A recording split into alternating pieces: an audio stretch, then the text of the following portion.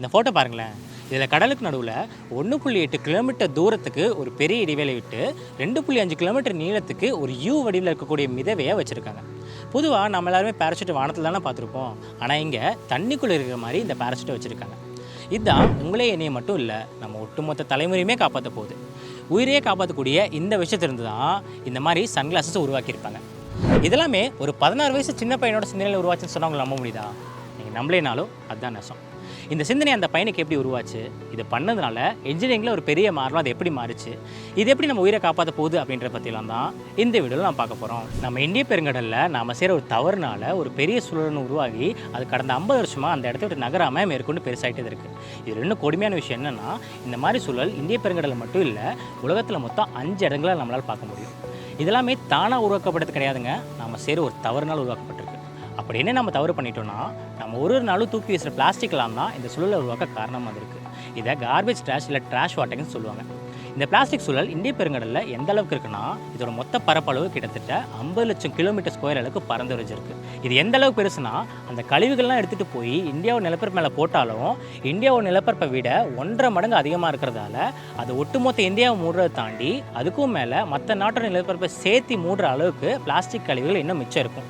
இருக்கிறப்போ இந்த கழிவுகள்லாம் ஏன் யாருமே சுத்தம் பண்ண முன் வர மாட்டேங்கிறாங்கன்னு சொல்லி 2011 யூரோப் நாட்டை சேர்ந்த ஒரு 16 வயசு சின்ன பையனுக்கு ஏற்பட்ட கேள்விக்குண்டான பதில் தான் இப்போ நடைமுறையில் இருக்கக்கூடிய ஓஷன் கிளீனர் ப்ராஜெக்ட். இதோட ஃபவுண்டர் தான் அந்த சின்ன பையனான பாயன் ஸ்லாட். எங்களுடைய கம்பெனி தான் 1.8 கிலோமீட்டர் தூரத்துக்கு ஒரு பெரிய இடைவேளை விட்டு 2.5 கிலோமீட்டர் நீளத்துக்கு ஒரு யூ வடியில் இருக்கக்கூடிய மிதவையை கடலில் போட்டாங்க. இது எதுக்குன்றதை கொஞ்சம் டீட்டெயிலாக பார்ப்போம். இந்த ப்ராஜெக்டை முதல்ல பசிபிக் கார்பேஜ் பகுதியிலேருந்து தொடங்குறாங்க.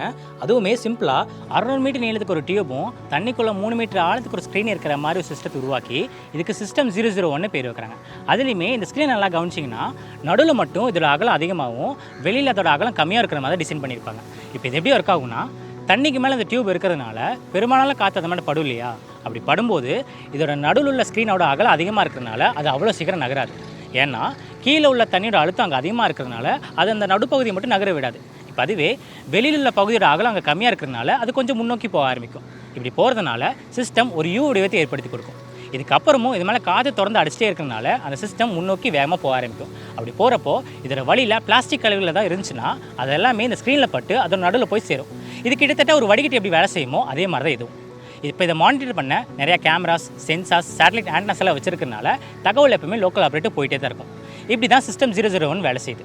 ஆனால் இதில் சோகமான விஷயம் என்னென்னா, லான்ச் பண்ணி 116வது நாள்லேயே இந்த சிஸ்டம் வந்து ஃபெயிலியர் ஆச்சு. எதனாலனா, டியூபையும் ஸ்க்ரீனையும் இணைக்கிற பகுதி இருக்கு இல்லையா, அந்த பகுதியில் ஒரு சின்ன விரிசல் ஏற்பட்டு அது மேற்கொண்டு பெருசாக மாறி அந்த 600 மீட்டர் நீளமுள்ள டியூப்பில் ஒரு 18 மீட்டர் பார்ட் மட்டும் தனியாக கல் வந்துருச்சு. பத்தாவது வரைக்கும் அந்த சிஸ்டம் பிளாஸ்டிக்கை விட ரொம்ப வேகமாக போனதுனால இதில் பிளாஸ்டிக் கழிவு எதுவுமே இந்த ஸ்க்ரீனில் வந்து தங்கலை. இப்போ இதை சரி பண்ணணும் அப்படின்றதுக்காக சிஸ்டத்தில் பேராஷூட் கொண்டு வராங்க. அதுவுமே தண்ணிக்குள்ளே இருக்கிற மாதிரி கொண்டு வராங்க. அது மட்டும் இல்லாமல் 600 மீட்டர் நீளமுள்ள டியூபை 150 மீட்டராக குறைக்கிறாங்க. அதே நேரத்தில் டியூபுக்கு கீழே அந்த ஸ்க்ரீனை கொஞ்சம் முன்னாடி தள்ளி வச்சு இப்போ இதை சிஸ்டம் 001B அறிமுகப்படுத்துகிறாங்க.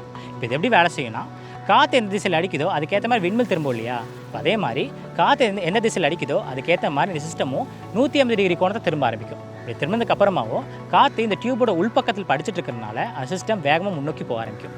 இது எந்த திசையில் போயிட்டுருக்குன்னா, பிளாஸ்டிக் எங்கே இருக்கோ அதுக்கு ஆப்போசிட் டைரக்ஷனில் போயிட்டுருக்கு. இப்படி போச்சுன்னா பிளாஸ்டிக்ஸ் எல்லாமே கலெக்ட் ஆகாது இல்லையா, அதனால் இதை தடுக்கிற விதமாக தண்ணிக்குள்ளே அந்த பேராஷூட் ஆட்டோமேட்டிக்காக விரிய ஆரம்பிக்கும். எப்படின்னா, அந்த சிஸ்டத்துக்கு நேர் ஆப்போசிட்டில் இந்த பேராஷூட் இருக்கிறதுனால, அதுவும் தண்ணிக்குள்ளே இருக்கிறதுனால அது மேலே ஒரு அழுத்தம் ஏற்படும். இந்த அழுத்தத்தினால அந்த பேராஷூட் வந்து விரிய ஆரம்பிக்கும். இங்கே இப்படி நடக்கிறதால அந்த ஒட்டுமொத்த சிஸ்டத்தோட ஸ்பீடுமே வந்து குறைஞ்சி ஒரு கான்ஸ்டன்ட் ஸ்பீடை மெயின்டைன் பண்ணும். இப்படி மெயின்டைன் பண்ணுறதால பிளாஸ்டிக்ஸுமே இதே நேரத்தில் அந்த சிஸ்டத்தை நோக்கி வரதால் அதெல்லாமே ஸ்க்ரீனில் பட்டு மாட்டிக்கும். இப்படி தான் சிஸ்டம் 001B வேலை செய்யுது.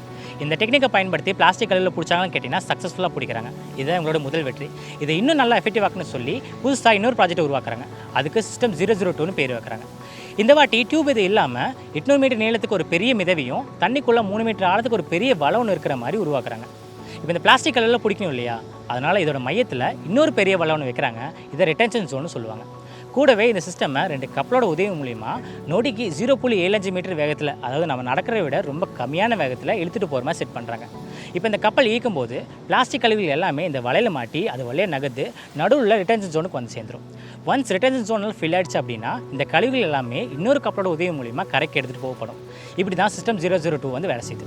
இந்த சிஸ்டம் லான்ச் பண்ணி சரியாக ஒரு வருஷம் கழிச்சு ஜூலை 25, 2022 அப்போ இந்த டெக்னாலஜியோட மிகப்பெரிய மைல்கல்லாம் பசிபிக் கார்பேஜ் பகுதியில் கிட்டத்தட்ட 1 லட்சம் பிளாஸ்டிக் கழிவுகள் அங்கிருந்து எடுத்திருக்காங்க.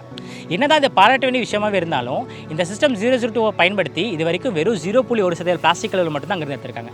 அப்போ இது முழுசாக சுத்தம் பண்ண இந்த சிஸ்டம் மாதிரியே மொத்தம் 50 சிஸ்டம் இருந்தால் மட்டும்தான் முடியும். அதே நேரத்தில் இந்த மொத்த பசிபிக் கார்பேஜ் பகுதியில் சுத்தம் பண்ண 1000 வருஷம் ஆகும் அப்படின்னு ஆராய்ச்சியாளர்கள் சொல்கிறாங்க. ஆனால் அவ்வளோ கால அவகாசம் நம்மகிட்ட இல்லாதனால இதை விட 3 மடங்கு அதிகமாக கடலுக்கு நடுவில் 1.8 கிலோமீட்டர் தூரத்துக்கு ஒரு பெரிய இடைவெளி விட்டு 2.5 கிலோமீட்டர் நீளத்துக்கு சிஸ்டம் 03 உருவாக்குறாங்க. இது கூட நான் அறிவிப்பு ஜூலை மாதமே அறிவிச்சிட்டாங்க. இப்போ இந்த ப்ராஜெக்ட் நடைமுறை இருக்க தான் செய்யுது. இங்கே ஒரு விஷயம் கவனிச்சிங்களா, நான் இது வரைக்கும் சிஸ்டம் 001, 002ன்னு சொல்லும்போது லாஸ்ட்டில் மட்டும் சிஸ்டம் 03ன்னு சொன்னேன். இது எதனால் அப்படி சொன்னேன்னா, சிஸ்டம் 001 பொறுத்த வரைக்கும் இதே மாதிரி 100 மடங்கு இருந்தால் மட்டும்தான் பசிபிக் கார்பேஜ் பகுதியில் உள்ள மொத்த பிளாஸ்டிக் கழிவுகளையும் சுத்தப்படுத்த முடியும்னு ஆராய்ச்சியாளர்கள் நினச்சாங்க. ஆனால் இப்போ சிஸ்டம் 03 இருக்கிறனால இதே மாதிரி 10 சிஸ்டம் இருந்தாலே போதும் ஒட்டுமொத்த பசிபிக் கார்பேஜ் பகுதியில் இருக்கிற பிளாஸ்டிக் கழிவுகளை நம்மளால் அகற்ற முடியும் அப்படின்னு அவங்க யோசிச்சாங்க. இதனால தான் சிஸ்டம் 003ன்னு சொல்லாமல் 03ன்னு பேர் வச்சாங்க. சரி, ஓகே, இப்படி இந்த சிஸ்டத்தை பயன்படுத்தி கலெக்ட் பண்ண பிளாஸ்டிக்ஸ் எல்லாம் என்ன பண்ணுவாங்க அப்படின்னு கேட்டிங்கன்னா, இதெல்லாமே வச்சு தான் நான் முன்ன சொன்னேன் இந்த சன்கிளாஸ் மாதிரி பயன்படுத்துகிற பொருளாக மாற்றிடுவாங்க. இதுவே பார்த்தீங்கன்னா நம்ம ஆச்சரியப்படுற மாதிரி ஒரு விஷயம் பண்ணியிருப்பாங்க. அது என்னென்னா, இந்த சன்கிளாஸோட சைடில் ஒரு QR கோட் ஒன்று கொடுத்துருப்பாங்க. அந்த QR கோட் ஸ்கேன் பண்ணும்போது இந்த சன்கிளாஸ் எந்த பிளாஸ்டிக் கழிவுலேருந்து எடுக்கப்பட்டிருக்கு, அது எங்கேருந்து எடுக்கப்பட்டிருக்கு அப்படின்னு டேட்டாவை ஃபோட்டோஸ் அண்ட் வீடியோஸாக வெப்சைட்டில் சொல்லிடுவாங்க. அது நமக்கு தெரிஞ்சிடும். சரி, ஒரு வழியாக இந்த டெக்னாலஜியை பயன்படுத்தி கடலை சுத்தம் பண்ணிடலாம்னு வச்சுக்கோங்களேன். ஆனால் பசிபிக் கார்பேஜ் பகுதியில் நடந்த மாதிரியே மேற்கொண்டு நடக்காமல் இருக்கணும்னா வெறும் கடலை சுத்தப்படுத்துறது இல்லாமல் பிளாஸ்டிக் கழிவுகள் எந்தெந்த வழியாக கலக்குதோ அந்த இடத்தையும் தடுக்கணும் இல்லையா? அதுக்காக இந்த கம்பெனி ஒரு ஐடியா வச்சுருக்காங்க. அதுதான் இன்டர்செப்டார். அவங்களுடைய ரிசர்ச் படி நம்ம உலகத்தில் கிட்டத்தட்ட 1 லட்சத்துக்கு அதிகமான ஆறுகள் பூமியில் ஓடுது. அதில் 1% ஆறுகள், அதாவது 1000க்கும் அதிகமான ஆறுகள் வழியாக தான் 80% பிளாஸ்டிக் கடலில் கலக்குது. அப்போது நான் ஏற்கனவே சொன்ன மாதிரி இந்த இடத்துலாம் தடுத்தால் மட்டும்தான் பசிபிக் கார்பேஜ் பகுதியில் நடந்த மாதிரி இன்னொரு கார்பேஜ் பகுதி உருவாகாமல் இருக்கும். அப்போது இது தடுக்கிறதுக்காக தான் இந்த சின்ன போட் மாதிரி இருக்கக்கூடிய இந்த இன்டர்செப்டார் பயன்படுத்துகிறாங்க. இப்போ இது எப்படி வேலை செய்யும்னா, சோலார் பவரில் தன்னிச்சையாக வேலை செய்யக்கூடிய இதில் ஒரு பேரியர் ஒன்று இருக்கும். இந்த பேரியர் என்ன பண்ணணும்னா, ஆறுகளில் வர பிளாஸ்டிக்ஸ் எல்லாமே இது வழியாக பிடிச்சி அதுக்குள்ளே போட்டுக்கும். இப்போ உள்ளே போன பிளாஸ்டிக் கழிவுகள் எல்லாமே மறுசுழற்சி பண்ணி அதை பயன்படுத்துகிற பொருளாக மாற்றிடுவாங்க. சரி, ஓகே, உங்ககிட்ட நம்ம டீம் சார்பாக ஒரு கோரிக்கை ஒன்று கேட்குறோம்.